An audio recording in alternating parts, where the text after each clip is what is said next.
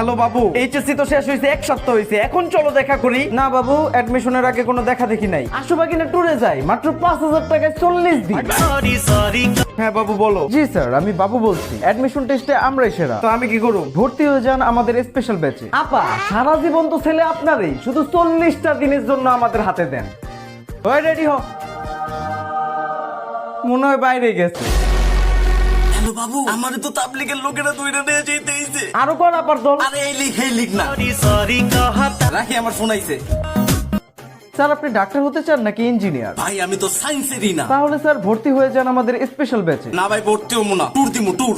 চলো তাইলে ভাগিনা।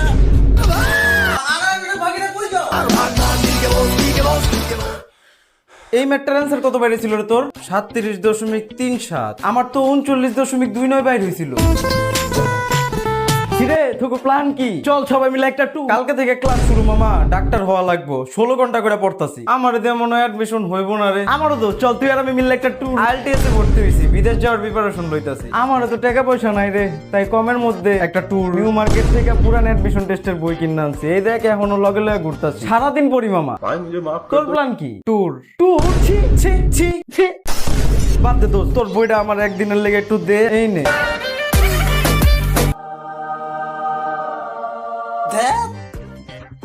আজকের আন্দোলনে আমরা যে দাবি উপস্থাপন করছি সেটি হচ্ছে ছেলেদের 4 বিয়া বাধ্যতামূলক করতে হবে। ধুর, কিচ্ছু ভাল লাগে না। দেখ।